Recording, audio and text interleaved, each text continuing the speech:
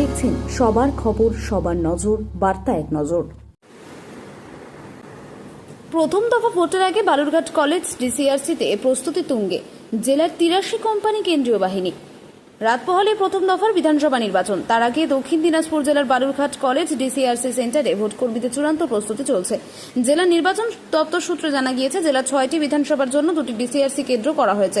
তপন, কুমারগঞ্জ, বালুরঘাট এবং গঙ্গারামপুর বিধানসভা ডিসিআরসি করা হয়েছে বালুরঘাট কলেজে। কুশমন্ডি এবং হরিরামপুর বিধানসভা ডিসিআরসি করা হয়েছে বুনিয়াদপুর কলেজে। এবারে জেলার মোট ভোটার সংখ্যা 11,60,000 প্রায়।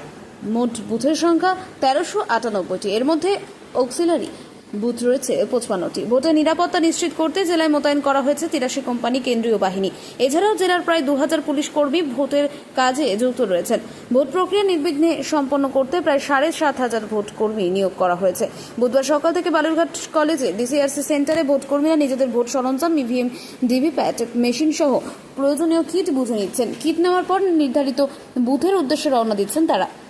জেলা প্রশাসনের পক্ষ থেকে জানানো হয়েছে, অবাধ এবং শান্তিপূর্ণ নির্বাচনের জন্য সমস্ত ব্যবস্থা নেওয়া হয়েছে। প্রতিটি বুথে ওয়েবকাস্টিং, মাইক্রো অবজারভার এবং সেক্টর অফিসার মোতায়েন থাকছে।